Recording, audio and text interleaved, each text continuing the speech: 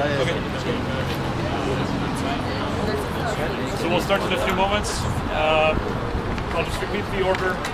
First, Benjamin Gingras will speak on behalf of AC, then Ethan Cox, coordinator of the lawsuit, then Kitty Nelson will present the lawsuit, and we will have someone translate what Katie has just said in French. And finally, Francis Scuderi will talk about political profiling. Donc on commence avec Benjamin Gingras, Ethan Cox, Katie Nelson qui va parler de la poursuite et dont les propos seront traduits par Benjamin, ainsi que Francis Scuderi sur le profilage politique. Il y aura une période de questions en français et en anglais par la suite. Donc je vais laisser Benjamin commencer. Nous sommes ici quand les événements reprochés à la ville de Montréal et au service de police de la ville de Montréal, bien qu'ils s'inscrivent dans le contexte du mouvement étudiant, dépassent largement celui-ci. C'est une question de liberté fondamentale, une question de droit constitutionnel. Ces libertés seront défendues dans cette poursuite. Et la question du profilage politique, profilage qui s'exprime à travers un traitement différentiel envers des personnes qui sont visées, ciblées exclusivement par rapport à leurs orientations politiques et leurs activités politiques, telles que les manifestations. Hi, my name is Ethan Cox. I'm the Quebec Bureau Chief with Rabble.ca, and so I've spent the last year covering the student strike and the student protest. And the reason why I'm here is because Katie's done some writing for our website, and so we wanted to help her out in this case. But I think the most important thing for everyone to understand is that this is not a case about the student strike or about the politics of the student strike. This isn't about tuition. This is about the right to protest. And whether you agree with the motivations that Katie or any other activist has for protesting, we all must agree that they have a charter, constitutionally guaranteed right to protest. And why we're all here today is because the police service of Montreal have exceeded their authority, and they have targeted and profiled an activist for attempting to peacefully protest, to peacefully express dissent. And that is something which cannot be tolerated in a free and democratic society. So we are here to stand up for our constitutional rights, for our charter rights, and to make sure that what was done to Katie will never again happen to another activist. And this case, which is being pursued by Julius Gray, who's obviously a quite well-renowned constitutional law expert, seeks to establish a precedent, the first of its kind, we believe, in Canada on the issue of political profiling. So this case, we hope to set a precedent which will safeguard the rights of activists across the country from excessive police profiling and intervention. And that's why we're here today. And now I'll pass it over to Katie Nelson, the woman of the hour. As Ethan mentioned, Julius Gray is going to be representing me in Superior Court. A letter of warning was served to the City of Montreal last week, discussing, the lawsuit and to cease the harassment. And a lawsuit action was stamped and certified yesterday, so hopefully we'll be serving it on Tuesday. So the damages that we're asking for is $24,000, $4,000 in punitive damages and fundamental rights violation, and $20,000 in damages received otherwise, so physical and emotional. I'm sure all of you know, I received about $7,000 in fines since the student strike. So that was all based off of harassment and what I believe to be political profiling. The harassment is physical, verbal, and sexual harassment. It's inappropriate that a police officer or that the city's police act this way. Again, I'm not the only one who this happened to. There's thousands of people who've experienced the same thing. And like Ethan mentioned, it is to set a legal precedence across Canada against political profiling, as it is just as significant as sexual or racial profiling. I think that's really it for me.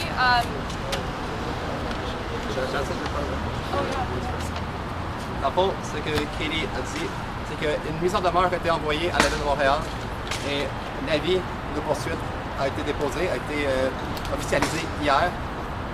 Des procédures légales devraient commencer mardi. Ceci est pour établir un précédent pan-canadien sur la question du profilage politique, qui est aussi signifiant que des types de profilage tels que racial et sexuel. Katie a été victime d'abus, de dérives policières, d'abus de type physique, psychologique et sexuel. C'est inacceptable que la police de Montréal se comporte de cette façon. C'est inacceptable qu'un corps policier, n'importe où au Canada, agisse de cette façon. Et c'est pour cela que nous sommes ici pour dénoncer ce comportement et pour entamer des poursuites et établir un précédent.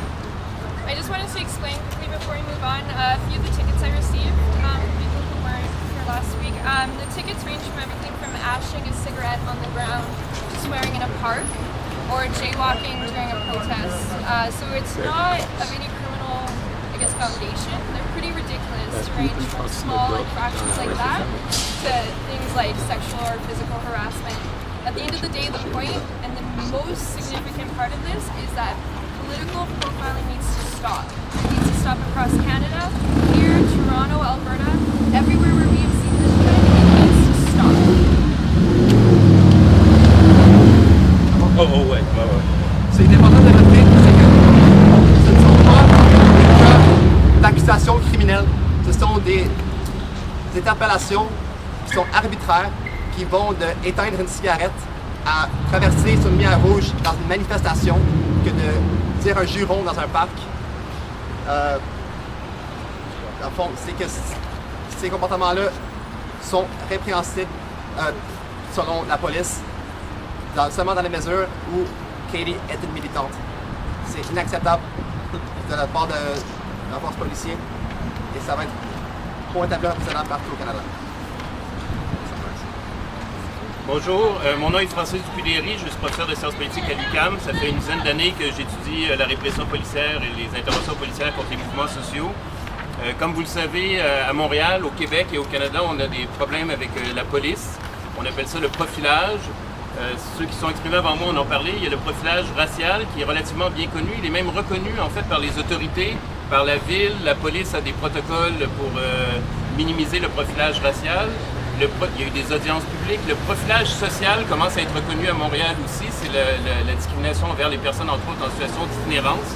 Ça aussi, ça a été documenté. La Commission des droits de la personne a travaillé là-dessus, parfois en partenariat avec la police. Et donc, il reste ce problème du profilage politique qui, lui, n'est pas reconnu. Il y a un déni, en fait, de la part des autorités politiques et de la part de la police. Je ne dis pas que les autres profilages n'existent plus, mais disons qu'au moins ils sont reconnus comme problématiques et le profilage politique, il est nié par les autorités, autant municipales que provinciales que policières.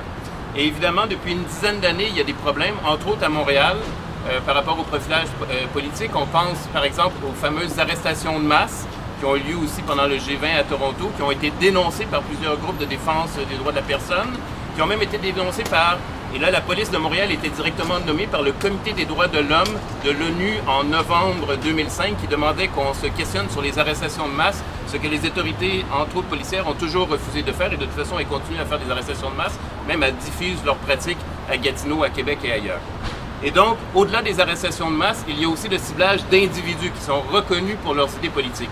Et comme les autres formes de profilage, le problème avec le profilage politique, c'est que les gens sont surveillés, interpellés, pas en raison de ce qu'ils font, mais en raison de ce qu'ils sont selon la police. Donc dans le cas du profilage racial, c'est la couleur de votre peau qui fait que vous allez être surveillé, que la police sera moins tolérante et qu'elle va vous criminaliser indépendamment de ce que vous faites réellement. Pour le profilage social, c'est à cause de votre condition sociale, de votre condition socio-économique. Donc moi, comme professeur de Montréal, par exemple, je peux probablement faire du jaywalking, même m'asseoir de manière inappropriée sur un banc dans le parc Émilie-Gamelin. Probablement que la police ne viendra jamais me contrôler, mais si je suis itinérant, je risque d'accumuler les contraventions. Même chose pour vous les journalistes, c'est-à-dire vous ne serez pas incriminés parce que vous avez un statut socio-économique privilégié. Et en général, apparemment, la bonne couleur de la peau. Et donc, le profilage politique, c'est exactement la même chose, c'est-à-dire que ce n'est pas en fonction de ce que les gens font dans leurs manifestations, par exemple, qu'ils sont incriminés, mais parce qu'ils sont. Si vous êtes un mouvement social considéré comme légitime par les autorités, les syndicats par exemple, vous pourrez même commettre des méfaits, faire un peu de bousculade, faire un peu de sabotage, etc. Vous ne serez pas, faire des occupations, vous ne serez pas interpellé par la police, mais si vous êtes un groupe social jugé illégitime, radical, extrémiste, Même si vous n'avez pas encore commencé à manifester aujourd'hui à Montréal, vous pouvez être encerclé et tout le monde peut être arrêté. C'est une question d'identité politique. Et donc, cette identité politique, elle peut jouer aussi au niveau des individus. Et donc, au Canada, on a eu des cas, disons, célèbres, si on peut dire. Dans les années 90, à Montréal, un militant qui était bien connu pour militer contre la brutalité policière, Alexandre Popovic, était arrêté pour absolument rien régulièrement. Il a été arrêté à de très nombreuses reprises. Dans les années 2000, vous aviez le fameux chef des anarchistes, entre guillemets, Jaggi Singh, qui était arrêté à Vancouver, à Toronto, à Montréal pour absolument rien. À plusieurs reprises, il était toujours disculpé par la cour, mais les policiers l'avaient identifié, ils l'arrêtaient systématiquement. Aujourd'hui, on a d'autres cas, on a Katie Nielsen, et c'est pour ça que je suis ici aujourd'hui, en solidarité avec elle. Il semble qu'elle soit discriminée, ciblée, en fait, reconnue par les policiers et arrêtée à cause de ça, et interpellée et criminalisée. Pas en fonction de ce qu'elle fait, mais en fonction de ce que les policiers voient en elle. Et ça, c'est du profilage politique. Et évidemment, ça pose de très nombreux problèmes en termes de droit. Je ne suis pas juriste, mais très certainement en termes de liberté politique. Voilà. Merci beaucoup. Alors, nous allons passer la période de questions en français. Katie peut comprendre le français vos questions. Cependant, elle va répondre en anglais. On va fonctionner de la même façon pour la traduction. Si vous avez des questions techniques sur la poursuite, nous avons des textes de la poursuite qui sont disponibles que vous pourrez consulter après le point de presse. Donc, oui, bien sûr. Madame Nielsen, I'll say it in English and French from my colleagues. Madame Nielsen, pourriez-vous nous donner des détails à propos du harcèlement physique? Could you give us details about what you mean by physical harassment? I think that physical harassment is police brutality. So whether it was police pushing, hitting, tear gas, grenades, pepper spray, all of that was used, inappropriately. It was used aggressively. It attacked people and people were injured. So by physical harassment, I mean a cop physically harassing or physically abusing someone. Second question, were you the object specifically of physical harassment? Yes. Je vais permettre de traduire. On peut dire qu'on comprend que les journalistes montréalais comprennent les 2 langues officielles. Could I ask you a question? My colleague asked you a question you've been pushed, you've been hit, you've been gassed, but thousands of people have have the same treatment. What I want to know is, on the basis of a day-to-day experiment, how can you accuse the police of harassing you? I believe that when I go to a non-political event, if it's the festival or an event going on in the city and I'm arrested or harassed by police, it's harassment. When I'm walking to work and a cop yells at me with my first name from his car, it's harassment. When I'm with friends having a coffee or eating in a restaurant and a cop gives me a ticket and says, "There you go, Miss Nelson," it's harassment. The accusations aren't based on nothing. We wouldn't be where we are with a lawsuit in the Superior Court unless we had evidence. And just to clarify, it's true that a lot of people were mistreated. A lot of people were mistreated in various ways. What's unique about Katie's case is, as Julius Gray put it, it is statistically impossible for somebody to rack up this number of tickets for legitimate offenses. When you're given 4 jaywalking tickets at the same time while participating in a protest, it is on its face illegal because the police have a duty to warn you and then give you a ticket and then warn you. So the idea that they would give 4 tickets at the same time defies, just clearly on the face without needing any proof, is clearly a misuse of that power. So Katie is not alone, but she has suffered more oppression and more repression than any other protester, and that is what makes her case unique. Could you tell us when and why it started? Sure. So I think that I noticed that the personalization of the harassment began probably at the end of July. We had created a Facebook group that was meant, or its purpose was meant, to track police who have abused someone or who are eligible for deontology complaints. At that time, we were hearing that Deontology Ethics Commissioner was dismissing 75% of the student complaints from the strike alone. So we provided an outlet where people could go, get everything they needed so that deontology could not dismiss their complaint, including video evidence, badge numbers, pictures, and names. I think when that happened, police felt that they were then being attacked themselves. If the policeman, like an example, is calling your name, your first name from his car, he does recognize you.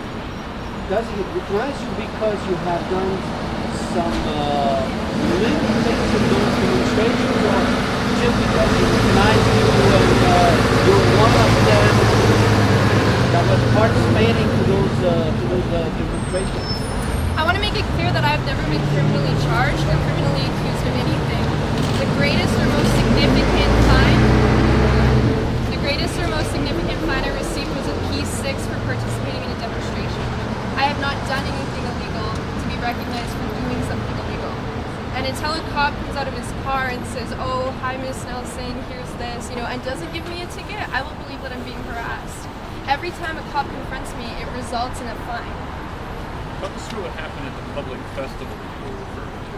Sure, I went to two different ones. I went to the Earth Day Festival and I was arrested before reaching it. So I was almost at the meeting point and I was arrested. I was driven very far away toward East Montreal and dropped off on Notre Dame, so just on the side of the road, and I had to walk back. The other one was during the Grand Prix, so of course there's no protest that night. Everything was calm. When we had already entered the Rockland Festival, we were fine entering, and as I was leaving, I was followed by bike police and then arrested and detained for 2 hours. Did they give you any rationale as to why they arrested you at the Earth Day Festival? No. Est-ce qu'il y a d'autres questions? Are there any more questions? Finally, how many tickets did you receive, and what is the total amount of them? We're close to 7,000 right now. I'd have to do another count, but I think in total it was 27 tickets. 27? Est-ce qu'il y a d'autres questions?